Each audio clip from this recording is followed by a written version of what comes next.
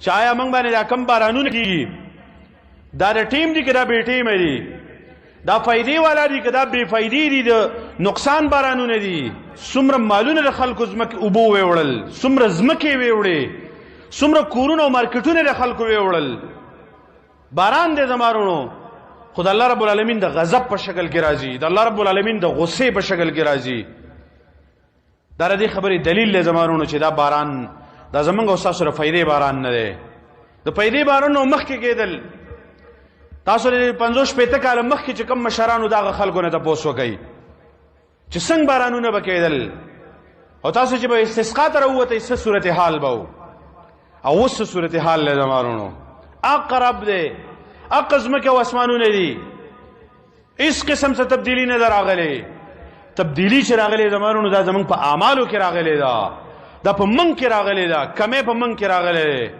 د الله رب العالمین سره نه د دانو کمې شته، نه د اوبو کمې شته، هېڅ کمې د الله رب العالمین سره نشته.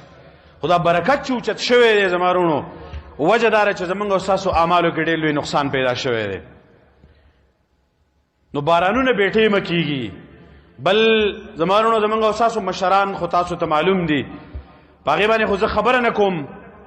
او درې مې وفرمایل چې مال هغه چاله ورکوم چې هغه بخیلانی دا مالدار شي، نو بیا به ستاسو د دې خبرې دا علامه ده چې زه ستاسو نه ناراض یم.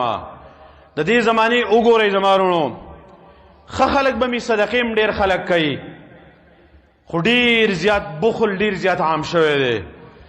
او بخل دې ته ویلی کېږي چې کله د الله د رضا خبره ده، کله د دین خبره ده، کله د خیر د کارونو خبره ده، بیا د چا سره د 1 روپۍ درک نه لګي. خو چې کله د عیاشۍ خبره ده، کله د بېدینۍ خبره ده، کله د رسم او د رواج خبره ده، بیا زما وروڼو د روپو هېڅ کمی نشته. بیا په رواجونو باندې هر څومره روپۍ لګي، په عیش عشرت باندې هر څومره روپۍ لګي، په عیاشۍ او بې حیایۍ باندې هر څومره روپۍ لګي. خو چې کله د دین خبره راله، د الله په دین باندې، د الله په کور باندې، په مدرسه باندې، په غریب او په مسکین باندې کله د خرچې خبره راله، بیا زما وروڼو د هېچا سره د روپو درک نه لګي. دا بخیلان دي. بني اسرائیل را جمع شوي و، موسی علیه السلام ته ویلي و، ویل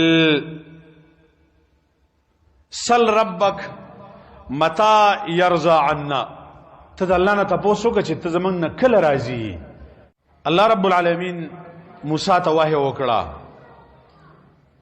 او ته ویلو چې موسی زه چې کله په ټیم باندې بارانونه کوم، چې کله د کروندې او د وترې ټیم دی او په تا باندې بارانونه کېږي،